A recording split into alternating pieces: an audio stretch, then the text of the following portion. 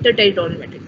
So I know that you have studied the composition of these matrices in detail in your lecture, so I will not repeat them here, but आपको just एक overview देने के लिए कि कौन से matrix होते हैं. Pericellular है, that is basically around the cartilage. Territorial matrix होता है, ठीक है, जो कि लैक्यूनाई और जो कॉन्ड्रोसाइट है उसके बाहर जो होता है वो उसको सराउंड कर लेता है, और इंटरटेरिटोरियल बिटवीन टू लैक्यूनाई. मैं आपको नेक्स्ट जो है वो शो भी करूंगी.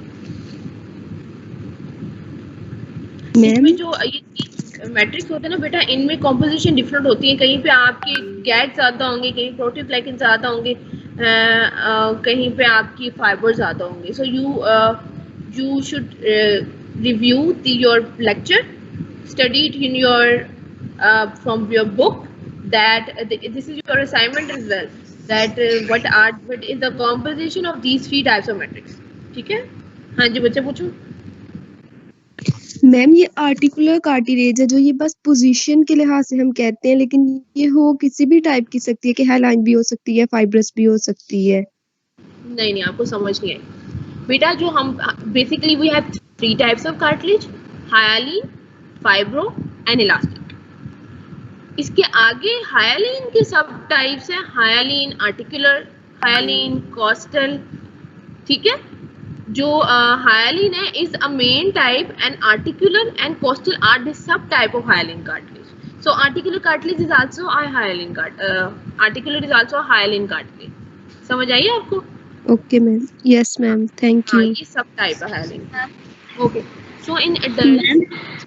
हाँ जी मैम आपने कहा एक्स्ट्रा सेलुलर मैट्रिक्स जब वो यूनिफॉर्मली स्टेन नहीं होती, तो मैम वो हर कार्टिलेज की यूनिफॉर्मली नहीं होती, या फिर सिर्फ हाइलाइन कार्टिलेज की नहीं होती यूनिफॉर्मली स्टेन? यस, समटाइम्स ये हर ज़रूरी नहीं है कि हर कार्टिलेज की डिफरेंट सेम, ये डिफरेंस होता है. हर डिफरेंट टाइप को कार्टिलेज में अगर कहीं पे मेंशन हो कि यहाँ पे स्टेनिंग डिफरेंस आ रहा है, तो that is because of the difference in the composition, but mostly it is in the hyaline cartilage. ठीक है. अब इलास्टिक और फाइब्रो कार्टिलेज में इतने डिफरेंस नहीं है, हाइलाइन कार्टिलेज में है एक्स्ट्रासेलुलर मैट्रिक्स की कॉम्पोजिशन का डिफरेंस. तो आपसे अगर पूछा जाए तो आपने जस्ट ये वैसे तो it is a more detail, it will not be asked, but you should know that कि कहाँ पे कॉम्पोजिशन डिफरेंस हो सकती है एक्स्ट्रासेलुलर मैट्रिक्स में. Hyaline cartilage, you have studied in hyaline cartilage. So in the adults, hyaline cartilage is located in the articular surfaces of movable joints, in the walls of larger respiratory passage, nose, larynx, trachea, bronchi, in the ventral end of ribs where they articulate with the sternum. अब ये जो ventral end of ribs है where they articulate with the sternum, that is articular cartilage हो गया. ठीक है. In the epiphyseal plates of long bones where it makes possible longitudinal bone growth. So ये आपकी एग्जांपल है कि where the articular cartilage, where the hyaline cartilage is present. अगर आप अपनी बुक में देखेंगे लाइकोसैन में, ये जेंक्वेरा में एक पूरा एक पैराग्राफ है जिसमें पॉइंट्स में I think there are many 8 to 10 examples are written of hyaline cartilage. तो आप वो एग्जांपल गो थ्रू करें, रीड आउट करें, ताकि आपको मैक्सिमम याद रहे. एट द एंड कुछ 3-4 तो आपको वाइवा में याद होनी चाहिए, क्योंकि sometimes we forget many of the things when we start studying every subject. Anatomy में ग्रॉस पढ़ रहे हो, हिस्टो पढ़ रहे हो, एम्ब्रियो पढ़ रहे हो, न्यूरोएनाटमी पढ़ रहे हो, तो आप भूल जाते हो. तो ये छोटे छोटे पॉइंट्स होते हैं वाइवा के, जो आप अगर कहीं नोट डाउन करते जाए तो आपको एट एंड आसानी होती है. अब इम्पोर्टेंट पॉइंट्स का मतलब है important points, not all the theory. सारी थ्योरी लिख लोगे अगर इम्पोर्टेंट पॉइंट्स में वाइवा के लिए, तो फिर आपको एंड में सारी थ्योरी जो है रिव्यू करना थोड़ा मुश्किल हो जाएगा. ठीक है. So the types of hyaline cartilage. So जो मैंने अभी आपको बताया, हाइलाइन कार्टिलेज की टाइप्स हैं, hyaline articular cartilage and hyaline costal cartilage. So hyaline articular cartilage is present at the articular surfaces of the movable joints. It is divided into 4 zones, that is superficial, middle, deep and zone of calcified cartilage that I will show you in the next slide.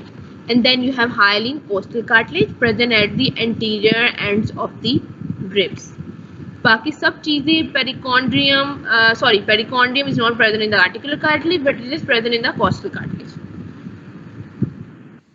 So this is a slide of hyaline cartilage and आप बता सकते हैं ये कौन सा structure है, किसी ने देखा है? What is this structure?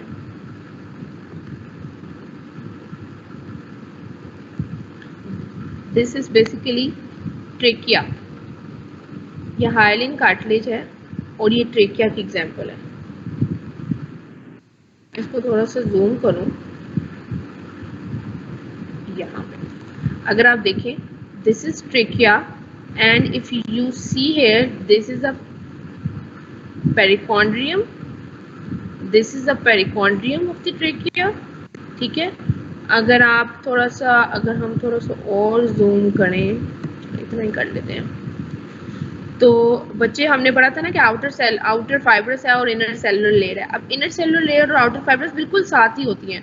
तो इन the inner cellular layer you have these fibroblasts नहीं, these are chondroblasts here, progenitor cells which give rise to chondrocytes। ठीक है, फिर यहाँ पे अगर आप देखें तो these are all the chondrocytes जो कि यहाँ पे डिफरेंट डायरेक्शंस में जो है वो हैं। और अगर आप एक स्ट्रक्चर कॉन्ड्रोसाइट की एक डायग्राम अगर आप देखें, मैं आपको नेक्स्ट शो करूँगी, तो उसके अंदर लेक्यूनाई होते हैं। So this is a drying of your hyaline cartilage. Ma'am ये जो डॉट्स हैं ये कॉन्ड्रोसाइट्स हैं और बाकी जो ऑरेंज ऑरेंज लग रहा है ये मैट्रिक्स है।